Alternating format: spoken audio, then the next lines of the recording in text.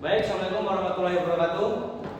Perkenalkan, nama saya Dito Gilang Permadi dengan NPM 2478073. Yang terhormat Bapak dosen penguji, terima kasih atas waktu dan kesempatannya yang diberikan kepada saya. Perkenalkan, pada hari ini 21 Juli 2026 saya akan mempresentasikan hasil tugas akhir saya yang berjudul Analisis Adapsi Zero Trust Arsitektur atau ZTA berbasis Machine Learning untuk deteksi interupsi pada jaringan IoT dalam infrastruktur kritis. Next. Oke.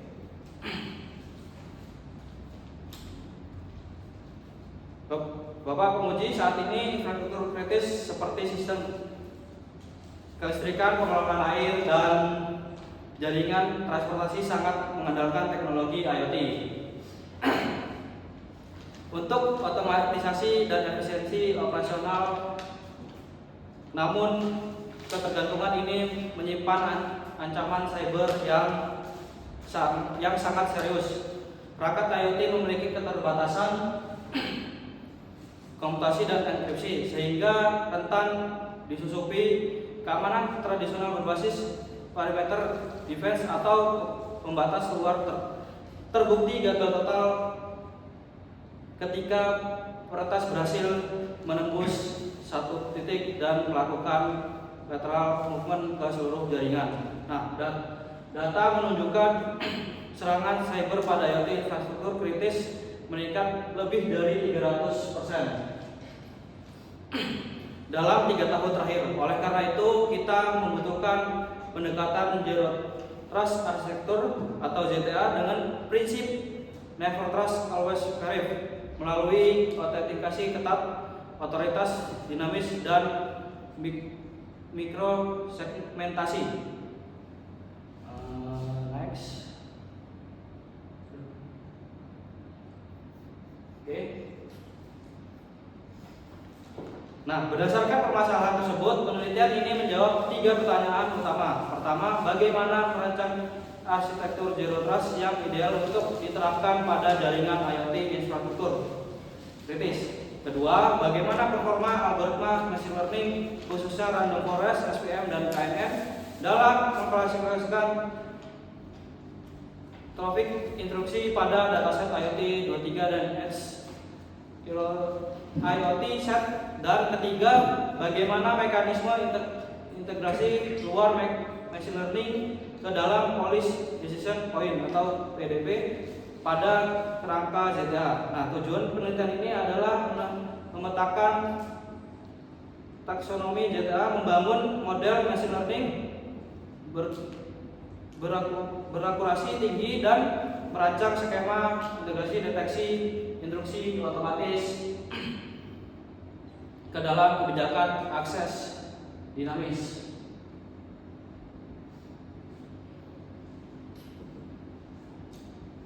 Next. Lanjut di kerangka penelitian. Nah, dapat dilihat pada layar ini adalah kerangka pemikiran penelitian saya yang terbagi menjadi 3 tahapan: logis, input, proses, dan output. Pada tahap input, data mentah diambil dari dataset benchmark IoT 23 dan Edge IoT set yang mencakup traffic normal serta traffic serangan nyata. Pada tahap proses dilakukan pemrosesan data rekayasa fitur, pelatihan model machine learning, random forest, SVM, evaluasi metrik, hingga perancangan integritas ZTA. Output yang dihasilkan berupa model deteksi interupsi berakurasi tinggi dengan false positive rate terendah serta blueprint arsitektur ZTA untuk IoT. Next, selanjutnya kita di jaringan IoT dan infrastruktur kritis. Nah, mengapa mengamankan IoT pada infrastruktur kritis sangat sulit? Karena pada sistem Industrial Control System atau ICS dan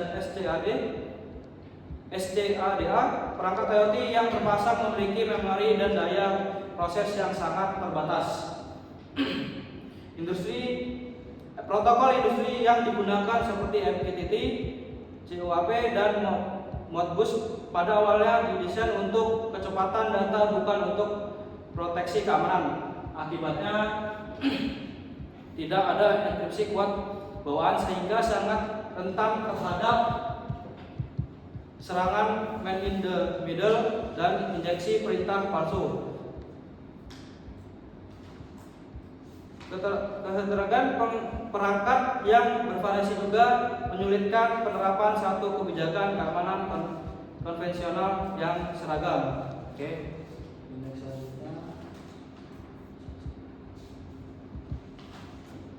Nah, selanjutnya tinjauan usaha atau data dan machine learning. Penelitian ini berlandaskan pada standar NIST SP 800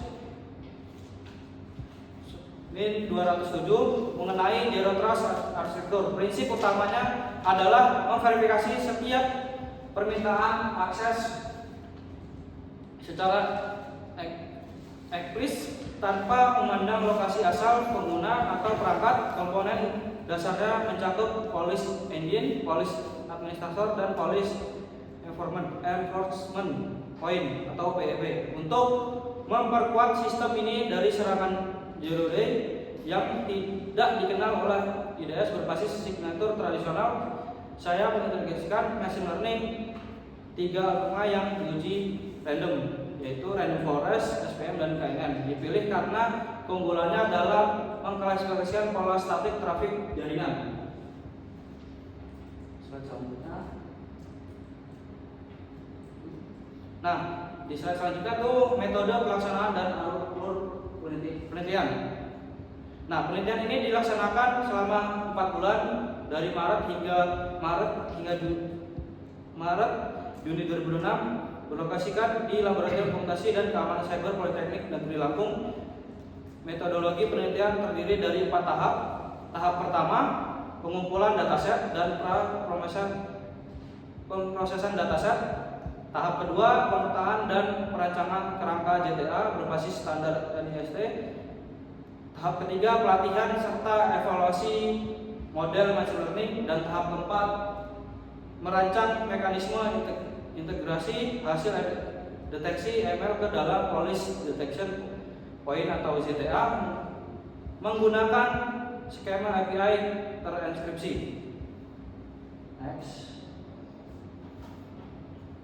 Nah, yang selanjutnya pemrosesan data dan rekayasa itu. Tahap pemrosesan data sangat menentukan kualitas model machine learning. Pertama, dilakukan pembersihan data dari nilai kosong atau missing value dan duplikasi pada dataset IoT 23 dan Edge IoT set. Selanjutnya, fitur dinormalisasi menggunakan minimax scrolling agar berada pada skala 0 hingga 1. Data kemudian dibagi menjadi 80% data latih dan 20 data uji. Nah, fitur-fitur statik utama yang diekstraksi meliputi durasi koneksi, volume paket, rasio byte, dan frekuensi protokol guna membedakan perilaku trafik normal dan dari aktivasi interupsi. Slide selanjutnya.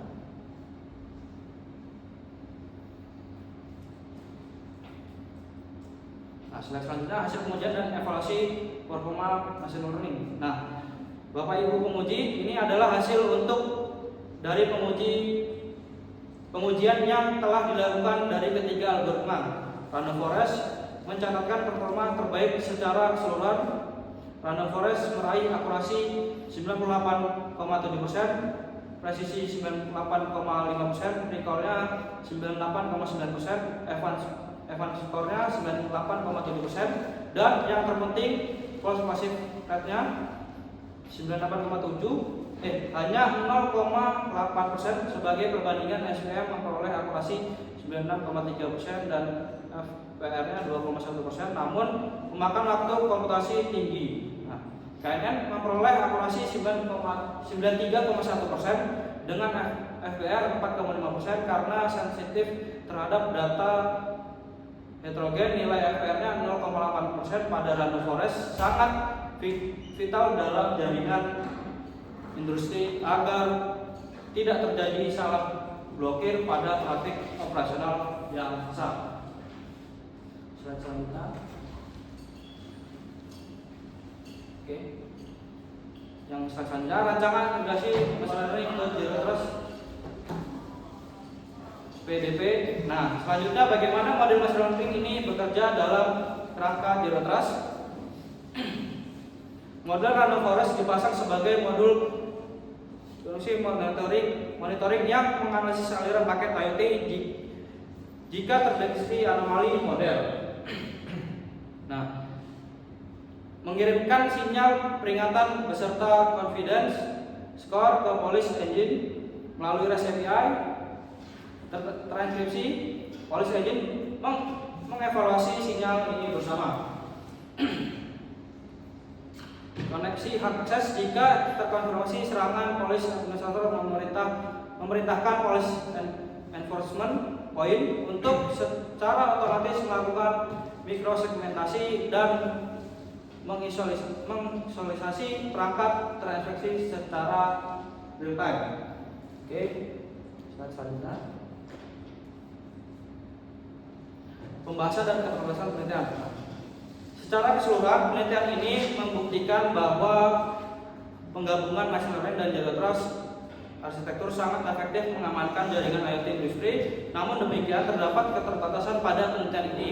Nah, pengujian masih berbasis dataset benchmark IoT 23 dan IoT set yang meskipun sangat komprehensif belum sepenuhnya menggambarkan fluktuasi trafik dinamis pada pabrik dan industri fisik secara live. Oleh karena itu, pengujian langsung pada testbed industri nyata menjadi langkah penting berikutnya.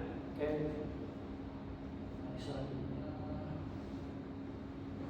Nah, sebagai kesimpulan, pertama, random forest merupakan algoritma paling optimal dengan akurasi 98,7% dan FPR-nya terendah 0,8%. Kedua, integrasi machine learning ke dalam PDP atau JTA menghasilkan sistem keamanan adaptif yang responsif tanpa mengganggu traffic sah. Rekomendasi penelitian selanjutnya adalah melakukan pengujian pada lingkungan fisik SCR atau ICS secara langsung serta mengembangkan agent JTA berukuran ringan. Demikian presentasi tugas akhir saya. Terima kasih atas perhatian Bapak penguji. Saya menyambut baik masukan dan pertanyaan dari Bapak. Oke, silakan. Ada yang ditanyakan? Oke, jadi saudara Dito, di bab 4 Anda itu kan tadi menampilkan akurasi random forest mencapai 98,7%. Nah, penguji itu sering skeptis dengan angka akurasi tinggi ini. Apakah Anda yakin model Anda tidak mengalami overfitting? Terus bagaimana Anda membuktikannya dan mengapa Anda tidak memakai algoritma deep learning seperti CNN atau LSTM yang lebih canggih? Oke, baik. Nah, kan yang di bab 4 ini kan menampilkan akurasi random forest mencapai 98,7%. Nah, yang pertama itu pembuktian bebas overfitting. Untuk memastikan model tidak overfitting pada data latih, saya melakukan validasi silang atau 10-fold force validation dan memisahkan dataset secara ketat 80% data latih dan 20% data uji yang belum pernah dilihat model saat proses pelatihan.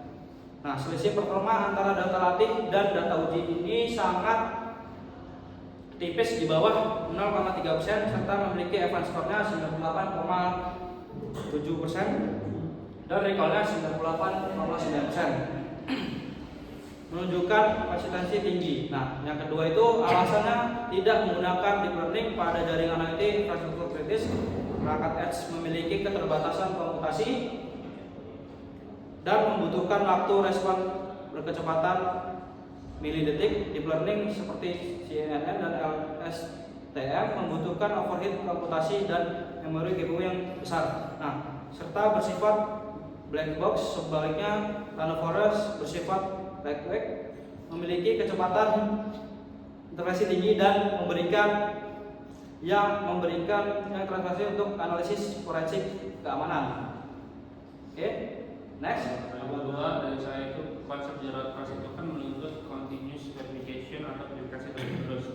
Kalau setiap paket data IoT di jaringan SC, ADA atau ICS harus diperiksa oleh model machine learning, Anda dulu apakah itu tidak menyebabkan latensi tinggi dan membuat sistem industri jadi nge-lag atau delay? Oke, izin memberikan penjelasan yang komprehensif, Bapak. Nah, rancangan arsitektur yang saya buat tidak mendapatkan model machine learning secara inline yang memotong jalur data utama atau data plane. Nah, kami menggunakan skema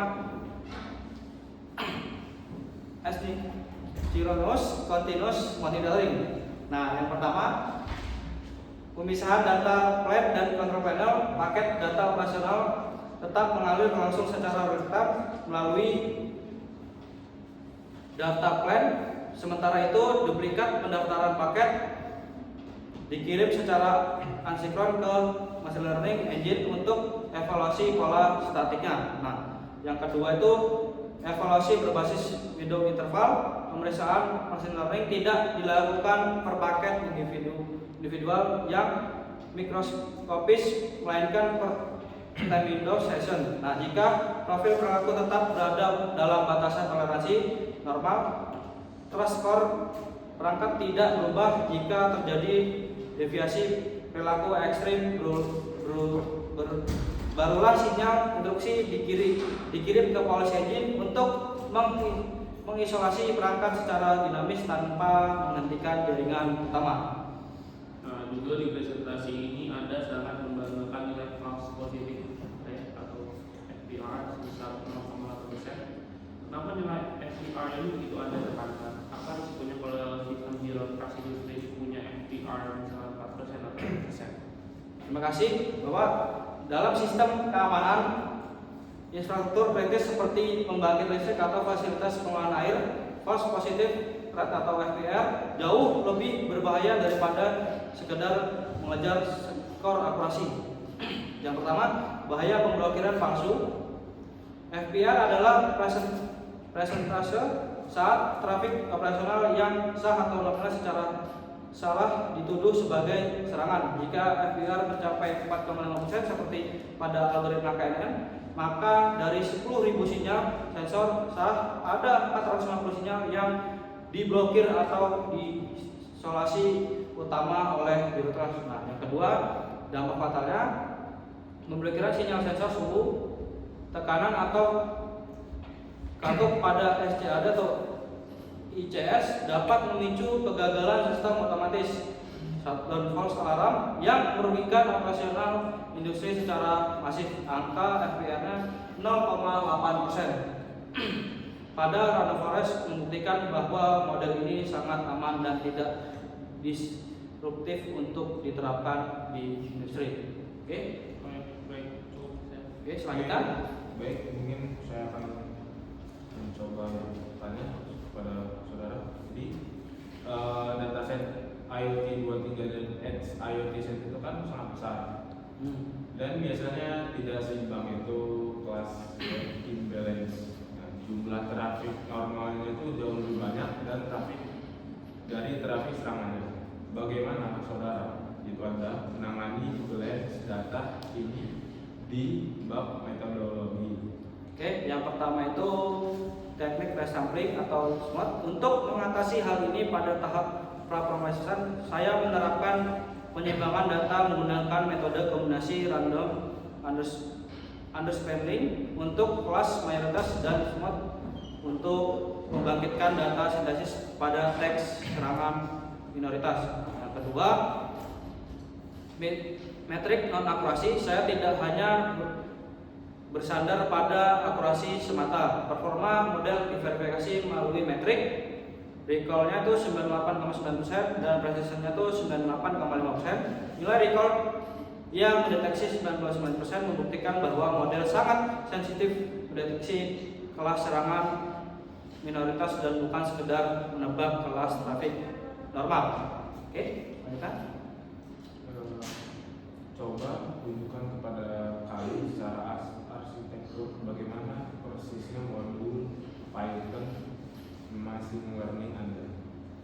Oke, izin menjelaskan alur integrasi teknis apa?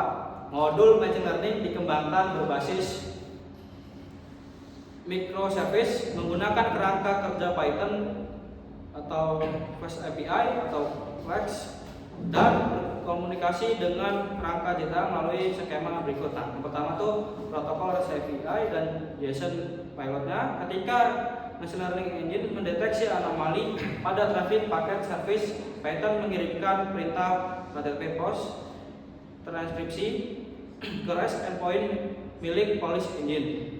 Nah, yang kedua struktur pilot.